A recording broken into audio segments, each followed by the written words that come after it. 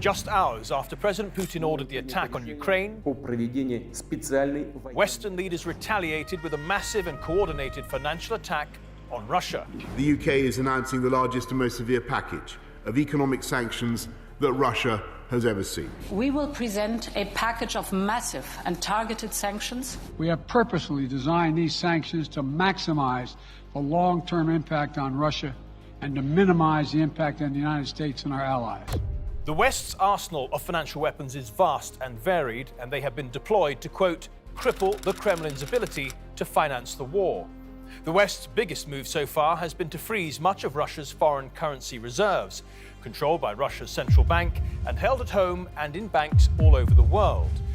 In total, $630 billion worth of dollars, euros, sterling, yuan, gold, and so on. Russia still retains control over about a third of its reserves, $130 billion worth of gold inside of Russia, and about $87 billion worth of Chinese yuan. But the West has frozen the remaining two-thirds held in US, British, and European banks. When you consider Russia's attack on Ukraine is costing an estimated $20 billion a day, you can see how access to this money would be very useful. We will continue on a remorseless mission to squeeze Russia from the global economy piece by piece, day by day, and week by week. In addition to freezing Russia's foreign currency reserves, the West has also removed many Russian banks from the global financial payment system known as SWIFT, making financial transactions not impossible, but very much harder. They've also shut out Russian planes from their airspace, meaning Russian airlines can no longer fly to or even over the EU, UK, and United States and Canada.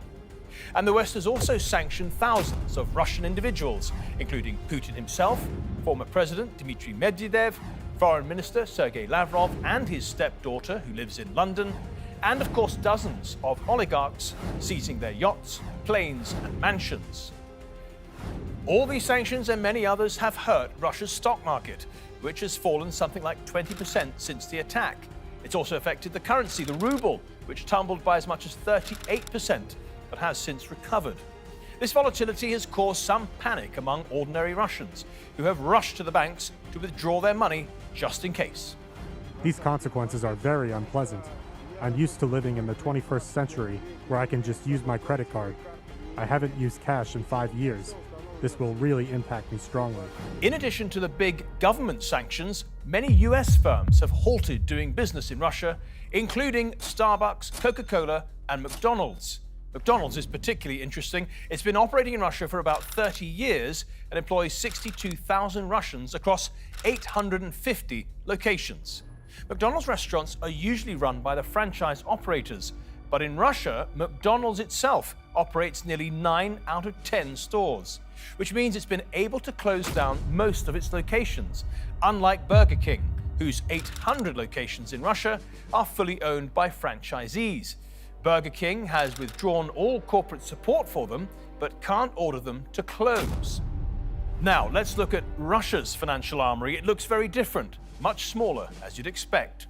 On March the 10th, a couple of weeks after Western sanctions were first announced, Russia rolled out retaliatory sanctions, restricting the export of around 200 products, things like vehicle and agricultural equipment, telecoms equipment, and timber.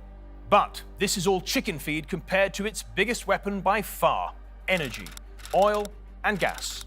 It's the world's third biggest oil exporter and the world's #1 gas exporter. And its grip on Europe is phenomenal. Russia provides the EU with 40% of its gas supplies. For the bloc's most important economy, Germany, make that 55%. Russian gas is so important to the EU that Russia's Gazprom bank, which handles payments to Russia's biggest gas company, Gazprom, was allowed to stay in the SWIFT financial system.